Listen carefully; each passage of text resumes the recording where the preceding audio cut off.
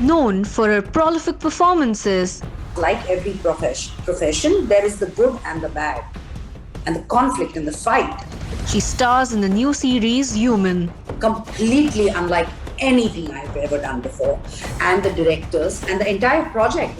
NewsX India A-list proudly recognizes Shefali Shah for excellence in acting. Hello, welcome. I'm Uday Pratap Singh. You're joining us on this special interview as part of our NewsX A-list series. We're in conversation today with an actor who needs no introduction. We are talking, of course, about Shefali Shah. Shefali ji, welcome to NewsX. Thank you so much for being with us. Thank you, Uday. My pleasure.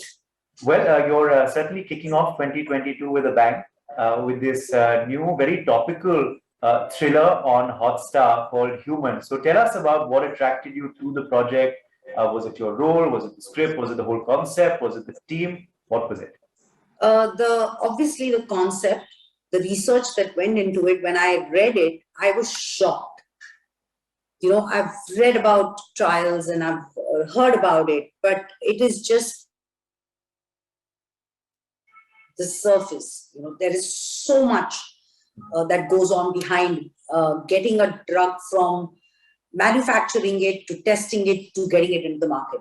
So the script and a role completely unlike anything I've ever done before, and the directors and the entire project and the cast and everything. But it's always the script, the directors, the character. That's how it is.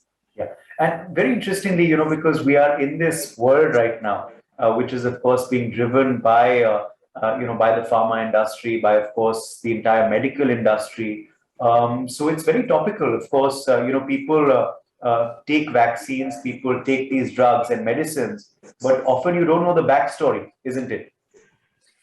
Yes, we do not know the backstory, and we'll probably never know the entire backstory of it. You know, when you buy a cosmetic product, it says not tested on animals. But when you take a strip of medicine, there is no such disclaimer put on it.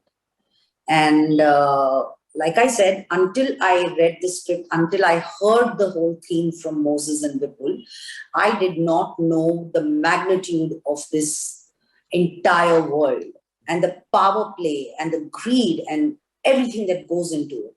And of course, like every profession, there is the good and the bad, and the conflict and the fight. And it's quite... So yes, right now we are hit by a pandemic, and you're constantly reading and hearing and wanting to know more about it. But as far as this subject is concerned, it's a relevant topic Always, through time. You're right. Yeah. So when it originated, it didn't originate during the pandemic, or it didn't originate. In fact, it originated much before the COVID even started, or we never even dreamt something like this would happen. So it's a very pertinent topic, irrespective of the situation we are. And I have to ask you, Shefali ji, is this a genre that you enjoy doing and also you enjoy watching in your free time, thrillers? Watching, yes. Mm-hmm. I love watching thrillers. As far as doing is concerned, I am a very greedy actor, and rightfully so. And I want to do every genre possible, whether it's a comedy or it's a romance, a love story, or it's a thriller, or it's human drama. I want to do it all. Mm-hmm. So, yes. Okay. I was hearing, of course, Vipulji speaking the other day in the trailer launch, and he said, no, it's not like this, that every project I take to her, that she has to do. We have a very a professional relationship, of course, apart from, our personal one. But what was your first thought? When he comes to you with a project, how do you approach it? I have to hear your version of it as well. So, the thing is, whether it's Vipul or somebody else, when a project comes to me, he's the first one I discuss it. And I want to know his point of view, and I want to discuss it with him and tell him what it is, etc., etc., etc. The same goes with Vipul. When he's planning something, I'm the one he'll talk to. Or I'm probably one of the first ones to read his script, one of the first ones to see his rough cut. Of course, we respect each other way too much and you don't force people to take your point of view, but we do give each other the the point of view. Until now, never have I told Vipul, produce something for me. And never has he told me, just do this part, even though it's not. So we will only talk about, like, I will never tell him to make something for me. One. Two, he will never offer me something if it's not worth my while. So when he came to me with Human, I was like, of course, I mean, it doesn't mean I said yes without reading it. I read, obviously. And he was also like, you read it and tell me what you feel about it. But yeah, so it was exactly like he said. It's a very, and you know, if I get offered something, let's say from his production house, and I don't feel like doing it, I'll say no, and it's cool. Yeah. Of course. Okay. Well, we're glad it worked out because audiences, I think, enjoy your team whenever it does come together. But just talking about OTT now, because this also will be streaming on Hotstar. How big a game changer has it been for the industry, and how big a game changer has it been for you as a performer, as an actor as well? So OTT has opened horizons for all creative people. And the best part of it is it's not determined by the box office. Mm-hmm. It's not determined by the prototypes that were required in commercial films. A hero, a heroine, a star system, a dance number, a fight sequence, etc., etc., etc. Also, content is king. People can experiment, people can express. Every single person has got so much work now, from costume stylists to hair makeup to directors, music directors, DOPs, writers. It's just so rich and thriving. And since the pandemic happened, it was like a boon for all of us. No. I'm not talking about it as an actor, because DC happened before that. Yeah. But I'm saying even for all of us, where we can sit at home, because we were going crazy. Absolutely. We were going crazy, being isolated, stuck at home, nowhere to go. But that kind of opened our horizons, and we were like, okay, we could live different life, we could watch different places, we could travel in time and space and stories. And at our convenience, with the safety precautions in place. As an actor, it's opened a completely different world for me. I mean, it probably took an OTT and a director who was making it for OTT to consider and say she'll play the lead. Until now, nobody was ready to put me there. Mm-hmm. But now it has changed after Delhi Crime. I mean, all the projects I've done in the last year have been leads or parallel leads. Yeah. So finally, it's happening. And it has changed. It has been a game changer. No doubt. Well, we're truly happy that did happen. But I have to ask you, since you mentioned Delhi Crime, about that moment again. When you got to know, because I think that's been one of the biggest moments for Indian OTT in a while, for the International Emmy Award. Win, of course, there have been nominations, but the win to happen for Delhi Crime. What was that moment like when you got to know that it's won? So I was sitting and watching it. Yeah, did you expect it? Well, I hadn't seen all the other shows that were nominated. So it would be unfair for me to judge. But I was like, it has to be DC. So I remember I was watching it live. Yeah. Because we knew what time it was streaming and watching it live, Vipul and me and my son. Yeah. And I told them, I said, just shoot it, okay?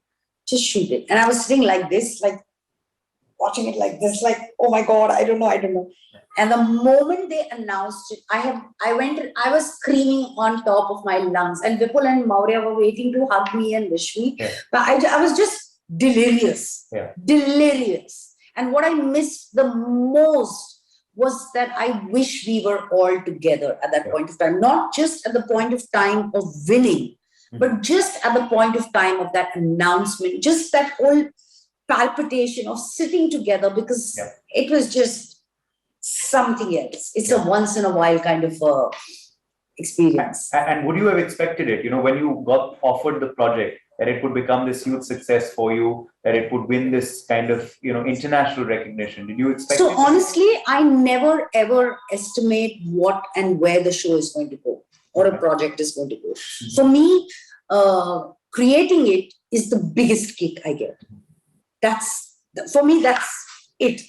I've enjoyed it. I've loved it. I was obsessive about it. That does it for me. Yeah. And I don't know where it's going to go. We didn't even know it was going to go on a platform. Netflix came on board much later. We didn't know it was going to premiere at the Sundance. We didn't know any of it. And but I knew I was a part of something I would be so proud of. So proud of. I knew I was part of something that comes very rarely. No doubt. Well, it's truly created history, and let's certainly hope that Human also is a game changer for you. So, wishing you and the team all the very best. Thank you. Thank you so much, Uday. Thank you. With a vision to improve quality of startup ecosystem, Boost Consultancy Services, it's a 360-degree consultancy service provider. he helps provide companies startup plans, Providing them with all the facilities like the legal facilities for all the plans, DPRs. NewsX India A-list proudly recognizes Subhashish Kar for excellence in startups. Hello and welcome to NewsX. I'm Priyanka Sharma and you're watching NewsX India A-list. Joining me on the broadcast today is Subhashish Kar, CEO at TechBoost Consultancy Services. Subhashish, welcome to the show. Thank you. Thank you, Ms. Priyanka. Tell us about TechBoost Consultancy Services. What is it all about? Actually, TechBoost Consultancy Services, it's a 360-degree consultancy service provider. We are moreover into the startup funding consultancy, you can say. Okay. Like we are headquartered in India, and we have our bases in 53 other nations throughout the globe. Moreover, till now we have funded more over 200 to 250 startups across the globe. We provide from A to Z, like initial throughout the funding process, like from the bootstrapping to providing them with all the facilities like the legal facilities for all the plans, DPRs, whatever is required from the initial boundaries to the exit boundary, everything we provide to them, to all the startups out there. Okay. And that's how we proceed. How does TechBoost Consultancy help a startup raise the funding for themselves? And what is TechBoost Consultancy Services providing that others don't? Yeah, there's a very defined process out there in our company. How can a startup avail funding, and what are the processes which they have to follow? So initially, when any startup come to us, they have to come to us through our website. Over there, they can submit all the startup details as well as their pitch deck, as well as the plans. Okay, the plans like the business plan, the financial plan, the marketing plan, everything of the startup. Because once they submit the plans into our forum, we name it as this investors forum. And in that investors forum, once the startups they submit all their plans, those plans are being transferred to the respective department, and there they filter it out. Once they filter it out, they create a summarized plan, which is we tell is a summarized startup plan. So once they make that summarized startup plan, they send it to the investors forum in UK. There's a forum named UNILEF, United Nations International Legislative for Investors Forum. Over there, it's a pool of around 419 investors worldwide. Like if you name all the big names, Sequoia, Capital, Tiger Global, Excel Partners, all are there into the UNILEF, connected to UNILEF. So we submit all the summarized plans to the UNILEF, to the investors forum. Once we submit it over there, it's their turn now. That if they find any startup, valuable or okay or good to start, they let us know. They ping us back. Once they ping us back, we connect to the respective startup. We tell them that your startup has been selected by the forum. So now we have to proceed further. Then we make the respective plans, whatever is asked by the respective investors in order to receive that funding. So in that thorough process, everything goes on. It takes around 2 to 3 months of time for all the process to go on. And later after that, the startup, they receive the funding. Just before the funding is processed, the startup and we make the startup and the investors sit together in front of each other. They are the startup founders. They pitch in front of the investors. It may be in our country, whether in our country, or else if it is in some other country, we take it to there to that place. We make them pitch in front of the investors. So once that is done, the final yes from the investor is it actually means that the fund has been received by the startup. So within a month's time, all the clearing all the due diligence processes by the Reserve Bank of India, the money is being transferred to the startup. It's an equity funding process. So we don't go for the debt funding. We only deal with the equity funding process. Now, tell us about your journey of becoming the CEO of TechBoost and what does your role entail in the company? Sure. And actually, TechBoost was not TechBoost earlier. This was a UK-based firm, and the name of the company was Dreamers Education earlier. And I used to be a salesman in that company. I used to work in the sales. Thereafter, they have changed the name into TechBoost Private Limited in the year 2016, and they made it as a real estate funding company. Thereafter, in 2017 and or 18, I saw that because of the Startup India campaign, I saw that booming potential in the startups. So I wanted to explore this segment of the business, the startup segment. So, but when I talked with the company, they didn't agree with my vision and all. So slowly in 2019, along with the board members, some of the board members, we raised some equity funding and we took this company over from the UK-based firm. And because the TechBoost name was in their name, the trademark was with them, so we made it TechBoost Consultancy Services in 2018 end. So from there on, the journey started and of this TechBoost Consultancy Services. But the journey from a salesperson to the CEO, it took me 6 years, 5 to 6 years of journey. It was a exponential growth. I made it to the company. And as you have asked, what is my role to the company? I will say it's like a baby for me. TechBoost will always be a baby for me because it started in my hands, and now whatever it is, it's a 1.56 valuated firm. So whatever it is right now, it is still in my hands only. So it's like a baby for me. I take care of everything from A to Z of this company. Even though I work as a CEO, my roles are limited within the company boundaries, but I take care of everything. Let it be finance, let it be operations, management, sales, everything I look after as a CEO. So that's how my role is involved in this company.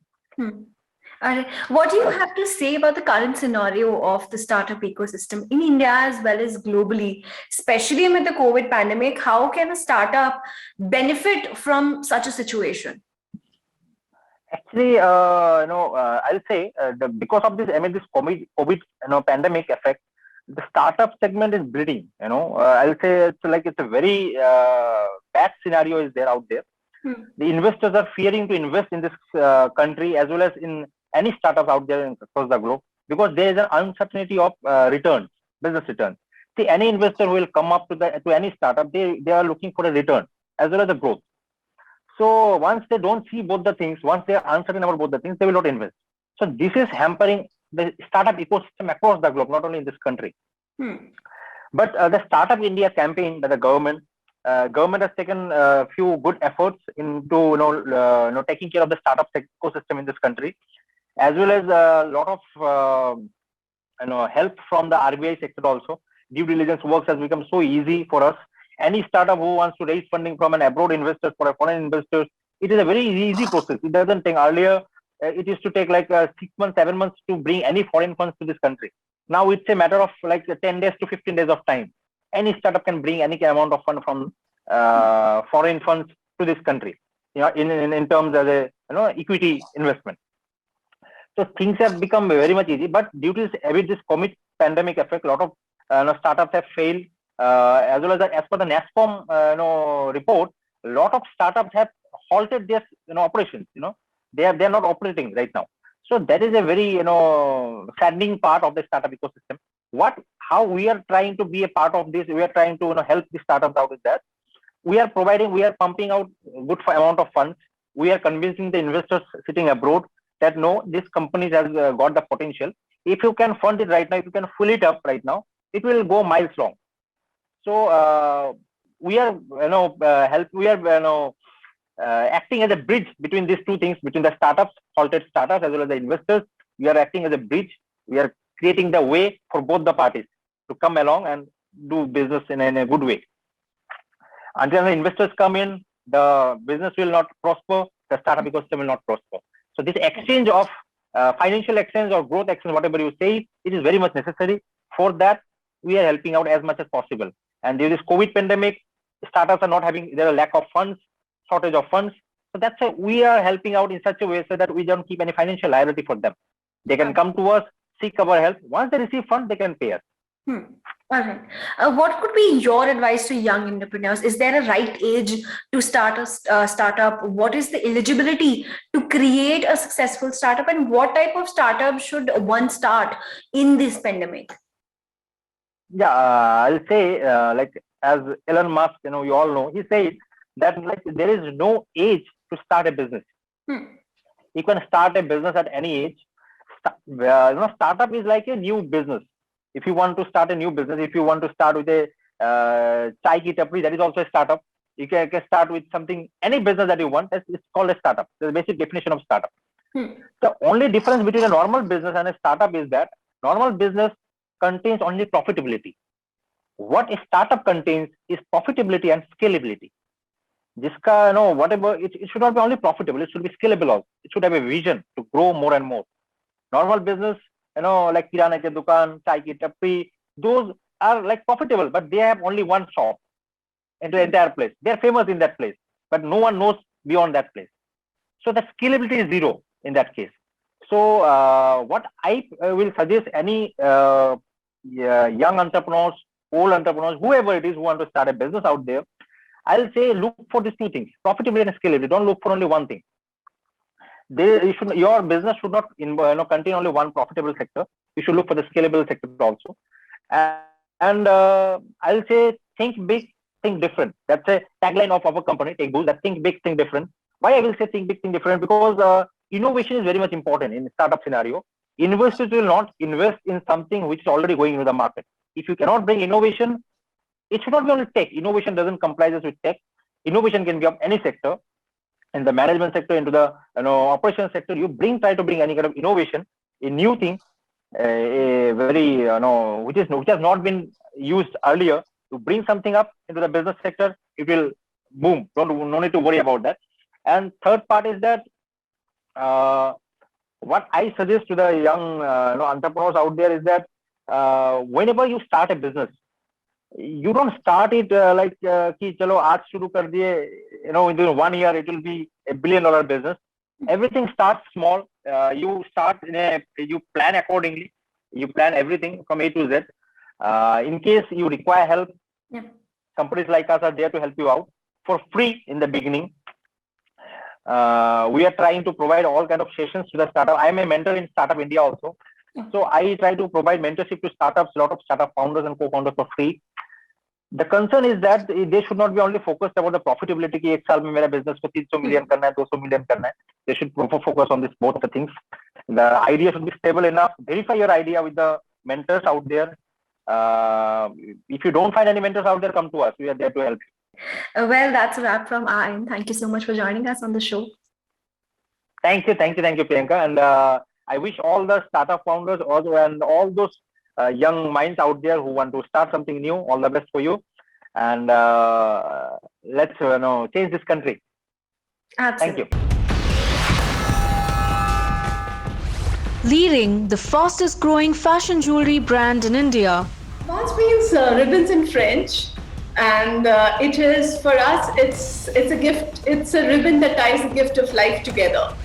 She's one of the most important women in fashion jewelry business. I think I realized it at a very young age that to be successful, I'll have to work. NewsX India A-list proudly recognizes Chinu Kala for excellence in fashion jewelry and business. Hello and welcome. My name is Vineet Malhotra. We're going to have a very special conversation with a very special someone. Chinu Kala, founder of Ruban's Accessories, is joining us on this exclusive telecast. Chinu, thank you so much for speaking with us. Well, first up, I want our viewers and of course myself to know, the origin of your brand. How did it come about? We'll get into other things and other stories that got you where you are today in just a bit. First up, I want you to define what is Ruban's accessories. Rubans means ribbons in French, and it is for us. It's a gift. It's a ribbon that ties the gift of life together. Okay. Well, of all the interviews I have read of you, Gino, there's been a lot of struggle in your initial days.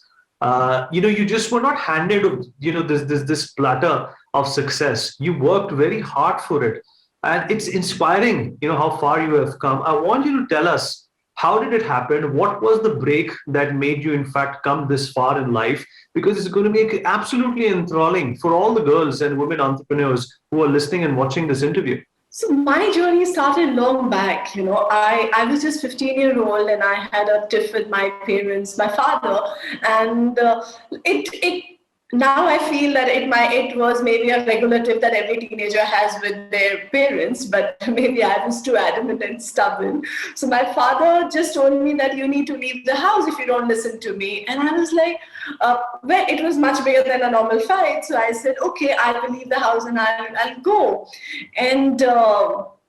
And I was very strong-headed child. So I had just 300 rupees in my pocket. I had 2 pairs of shalwar kameez. I took that and I left home. Well, I stood below the building for about 2-3 hours, and it started getting darker. It was a little scary. And I had some memory of Bombay Central Station, where I had seen people sitting with their bags. Maybe I went there with my parents sometime, and I had that memory. So I thought, oh, maybe that is the place where people can stay. I was too naive and too innocent to not know that that's not the place to stay. It's actually a railway station. But then I just went there and I stayed there for 2 nights. And well, the first night was scary. It was extremely scary because, I just didn't know where to go and what to do. And so night when I was hungry, I took a vada pav for about 3 rupees, and then I realized that I was left with 297 rupees. And I was like, how many days will this last? How many days will I eat vada pav, and how many days can I stay here on the platform? So I started analyzing all of that, and yes, it got scarier with the night passed by, and I cried the whole night, and I just sat there. But I was strong. I didn't want to go back home. That was for sure.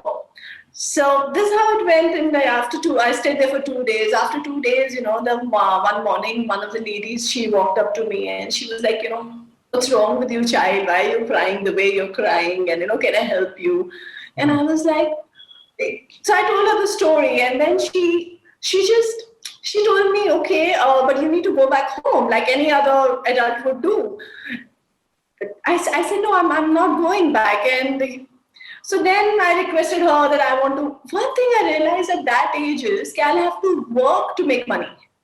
I'll have to work hard. So I don't know where did that realization come from, but I told this lady that, can you get me some work? And she's like, what kind of work can you do? Because I was a 15-year-old and with no money in pocket, no house, and with no education, I had nothing to even get a job. So somehow I think I convinced her, and she told me about door-to-door sales girl. Wow. She said this is one place where people get paid on daily basis on the commission, on the sales that they do. So I was like, okay, I'm going to go and do this job. Somehow I managed to reach that office, and they appointed me. And well, I thought I sorted, because I thought everyone needs things like floor cleaner, knives. It's a household item which I have to go and sell. And I thought, oh, this is going to be very easy. So I went there and I took that heavy bag, and I used to sell floor cleaners. The day I went in, not the first door, I rang the doorbell. That woman opened the door. Before she even before I could even say anything, she just looked at me. She saw that bag, and maybe they were used to that kind of, people walking in like that. She just slammed the door on my face. Oh man. Hmm. So I think though that thing made me strong, Hmm. much tougher, and well, this is the starting of my career. A door slammed on my face. Hmm. That's how I started. But there are other odd jobs also that you went on to do, right? There were other struggles that were still waiting for you, and the best part about all of that was, that you did not give up. Tell us more about the further struggles that you had to endure to get to where you are today. Yes, so coming to that day when the door was slammed, I was broken. I was shocked because I did not expect that. And then but I think hunger and hunger to survive is a very big motivator. So I was like, if I don't sell, I don't get food. So because I was working at that time for my meal, for my for the basic needs. So I got up again and I went and I rang the next doorbell. Decided that I wiped up my tears and I decided that okay, this time I'll do a sale.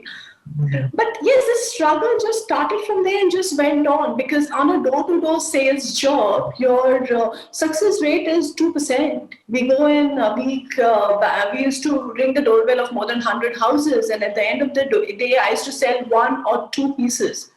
Right. So I used to get like 20 or maybe 40 rupees at the end of the day after going and ringing the doorbell of 100 houses and taking 98 as a door slam. So these are the things. And then I was working as a waitress. I have worked as a receptionist. I've done different odd jobs, because I think I realized it at a very young age that to be successful, I'll have to work. 20 to 40. And I'm glad I did that. Yeah, 20 to 40 rupees a day. Before I move on to my next question, what is the turnover of your company today? Okay. Our viewers would love to know. Approximately 40 crores. All right. Well, that does mean that dreams do come true. All you have to be is just be like Jinu, work hard, never give up. But the next obvious question would be, you landed where you are today. Obviously, you had love for jewelry, but how did you get your lucky break? What made you decide, okay, this is the industry that I'm going to focus on? When did you realize that you were good at it? But I always loved fashion. I loved, so I lived in Bombay. I grew up, all my struggle days were in Bombay. So I used to see people, they were so smartly dressed, they were all good looking. And I used to be like, oh my God, where did these people come from? Which planet do they belong to? And after that, fast forward a few years, I struggled, and then I got married, and then I was a part of Gladrax Mrs. India. Oh. So while I was a part of Gladrax Mrs. India, I saw that how there used to be this whole attire, like beautiful outfits and the amazing makeup and all of that, and finally there used to be a stylist who used to come and give us our jewelry, and that jewelry would complete the entire look. Hmm. So this thought stayed with me, I started liking the whole thing about jewelry, how it completed the look, how there was different jewelry for different style. Like if someone is wearing a cotton kurta, she would prefer a jhumka with it. So I just started liking that whole thing, and this thought stayed with me. Again, fast forward a little more time, friends around me, people around me always started saying that, jewelry nahi milti India mein. When I go to Bombay, I buy. When I go to Delhi, I buy something. So people had their favorite streets for street shopping of jewelry. People had stores in different cities where they would go and buy jewelry. So I started thinking that why is there no single brand who's catering to this entire need of jewelry? Well, this thought just stayed with me. But then my first venture was not this. My first venture, I was into corporate merchandising. Hmm. And in that, I used to deal with all the top corporates of the country. So like Setmax, Sony, AXN, Sam Miller, all Airtel, all the big brands. And I used to deal with marketing here, the brand managers directly, understanding the brand and understanding what kind of merchandise would they need. Now, this is where I learned branding. This is where I saw the whole, the power of the brand. So when obviously Airtel is still a very, very powerful brand. So when I used to talk to their brand managers who were also my friend then, it was a different thought, the way they, how so much pride they had about the brand. So I was like, okay, this is something interesting. So I can work around this. And I had my love for jewelry. Yeah, well, that's the mantra that definitely people who are watching this interview need to imbibe in their outlook as well. But what is your message for women entrepreneurs in this country? So my suggestion my advice would be, put your work on a very high pedestal. Tell your family, tell people around you that it's equally important. I hear from a lot of women entrepreneurs, everything else is important, and because I have extra time, I am doing this. No, I mean, when if you start with that attitude, that won't take you a long way.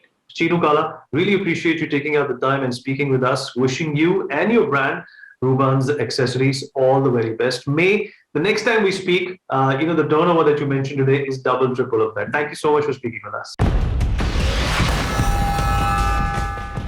Known for working in Hindi films and theatre, audio debut for me, something had to be unique and exciting. he stars in a new Audible original show.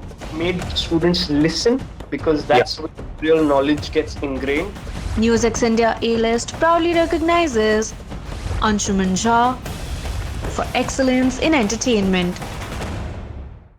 Hello and welcome. I'm Uday Pratap Singh. You're joining us on this special interview as part of our NewsX A-List series. We're in conversation today with actor Anshuman Jha. Anshuman, welcome to NewsX. Thank you for being with us. Happy to be here. They're good to see you. Happy New Year. Yes, Happy New Year to you too. And we're talking today on a very different note. Of course, it's not about a movie. It's not about a web series. It's about, of course, your Audible original. So tell us about, what convinced you to come on board for this, to make your audio debut with Audible, and tell us a bit about Bombay Strangler Ke Khaufnak Tapes. That's a very intriguing title. Yeah, I think for an audio debut for me, something had to be unique and exciting enough to, jump into the world of audio, because it's new to me. Just being blatantly honest, I have never done audio work, and all credit for it should go to Mr. Piyush Jha, who's an exceptional writer. He's written some best-selling books, including Mumbai Stan, which I really like. And he's the writer of Bombay Strangler. He came and he called me one day and he said, I have this story, and I think for the lead guy, I want you to do it. And when it was written, I had you in mind, and I think your voice is perfect. So I asked him, what do you mean by my voice? How does voice? He said, no, trust me. So that started, that's where the ball rolled. So I told him that, sir, I have no knowledge of, I know what it is, but it will be just voice acting. So, and I come from a school of subtlety, and suddenly if it is just voice and not my face and my body, of course, it will need a lot of those large flourishes. And he said, why don't you do one thing? Mr. Bachchan has done this 33 on Audible itself. Audible has this wonderful free range. And I'm glad that Bombay Strangler is part of that, where you can just go and listen to some lovely shows. And Mr. Bachchan had this, Mr. Bachchan has done this show which I listened to, and it blew my head off. I was like, and Mr. Bachchan's voice is, of course, God given. So I told Piyush that, sir, I'll try my best. Let's give it a shot. And at that time, the second big wave came last year. This is mid last year, I think June or something. Yeah.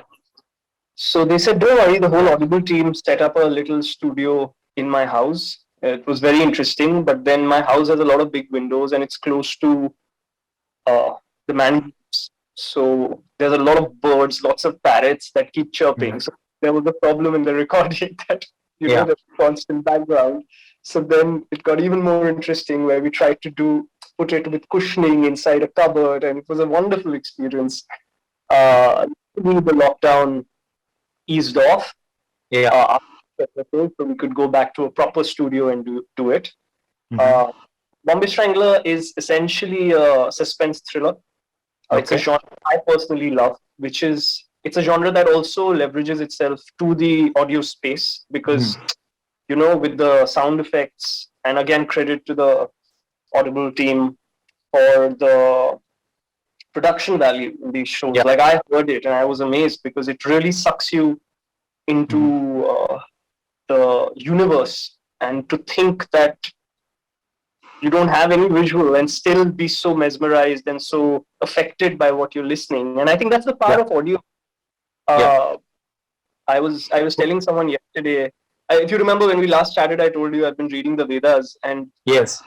I have been continuing. So it's been over 2 years now. Great. And very interesting in that they say that listening is more important than seeing. And traditionally, the acharyas made students listen, because that's where real knowledge gets ingrained. No doubt. Yeah. I think the same happens with the entertainment experience, which is why in the West it's a flourishing market, and I think in India, Yes. And in fact, in India, it's really picked up now, along with, of course, the OTT boom. I think the last couple of years have seen this big audio boom as well.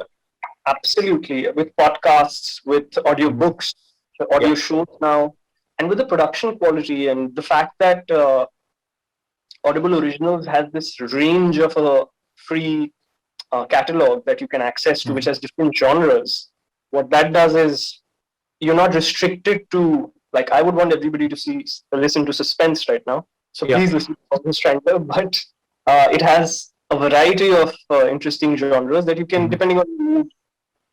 Another very interesting thing which I personally feel is that it can be done simultaneously. So you could be driving and listening, you could be cooking and listening, you can be gardening and listening.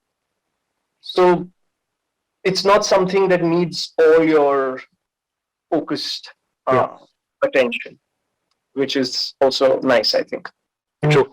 Was there any sort of prep that you did though for this part, this experience? Any audio exercises, or was it just something that you decided to take as it comes?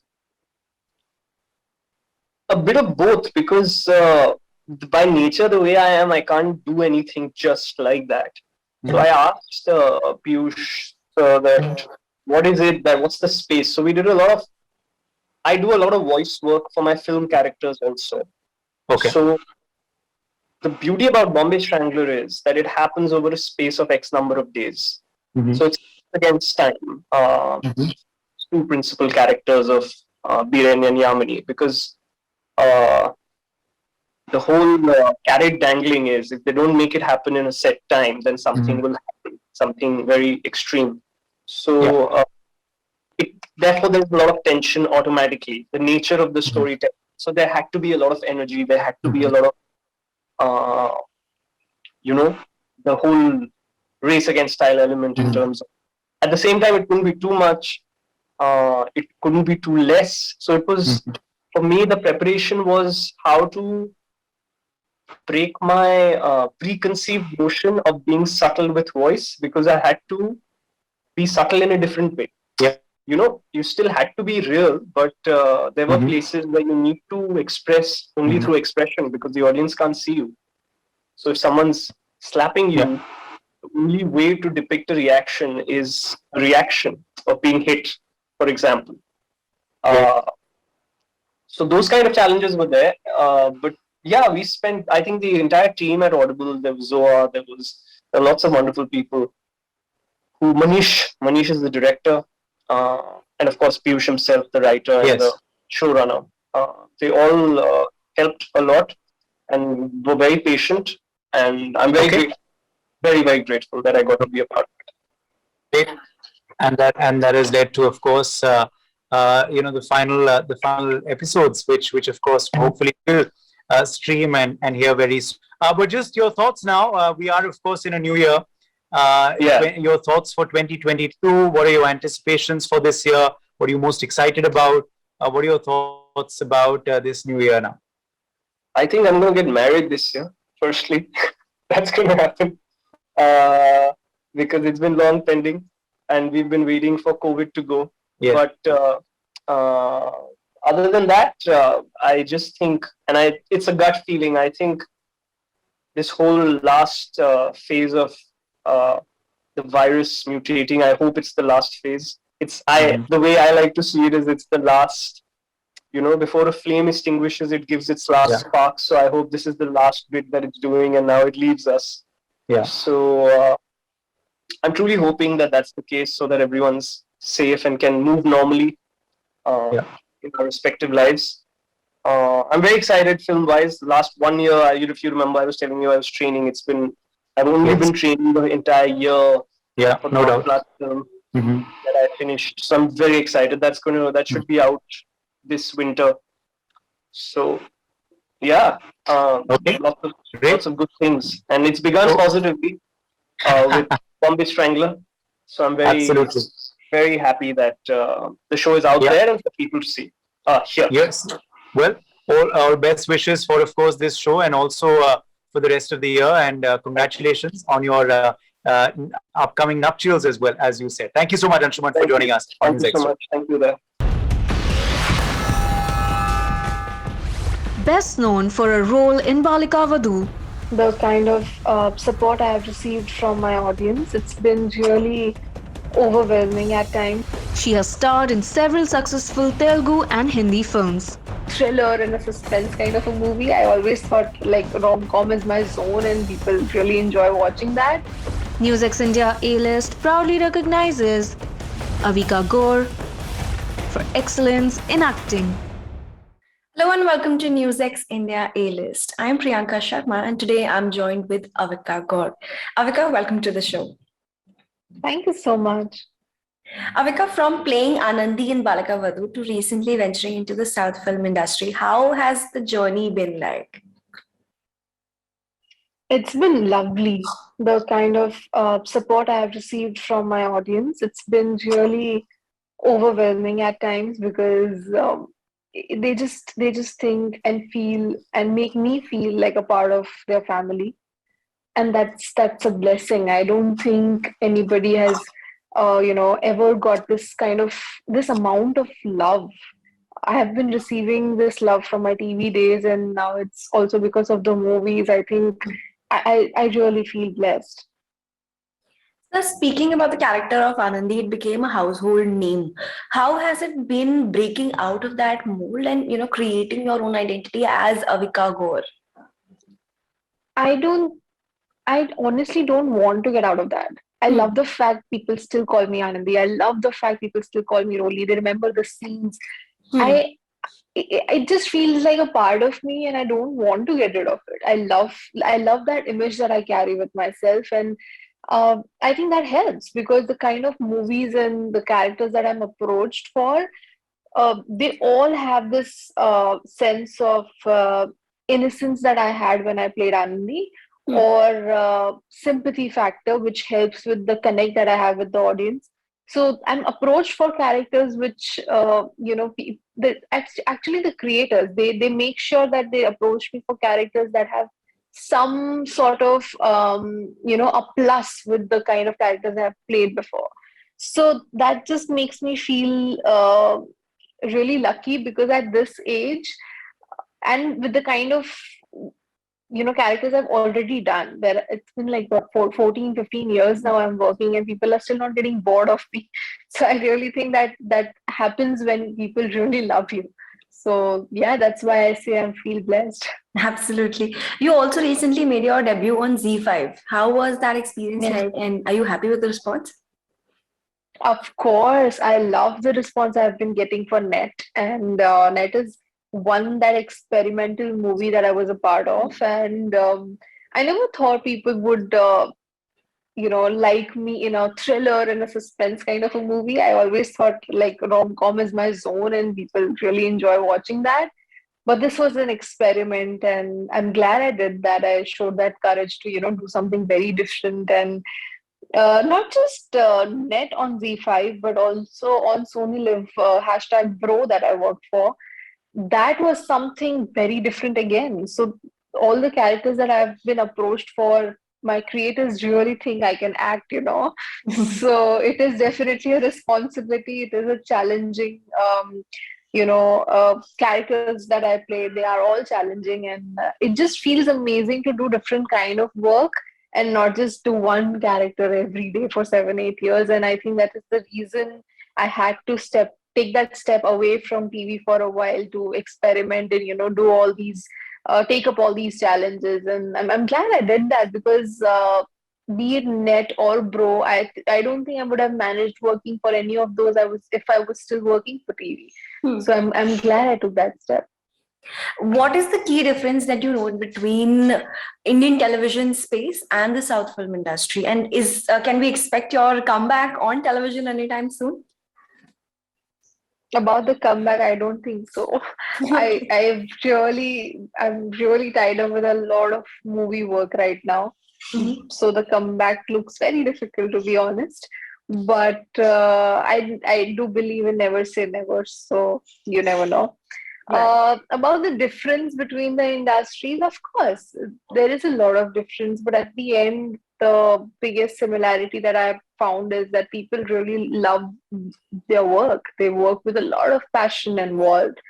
And that's been there for any industry, the Telugu, the Kannada that I work for, or the Hindi or the Hindi television. It's always been there. People really love what they're doing and they do it with all their heart. So that's been same, and that makes sure that everything else, falls in the category of fun. And for me as an actor, I really like having fun on my sets. I don't like serious sets. So touched wood, I've been blessed to be part of such amazing teams that, it's always fun to be around them. It's, everybody's just playing around, laughing around, and having fun with their job. As the new year rolls in, what are your new year resolutions? I don't believe in resolutions because I can never follow them. But I would love to.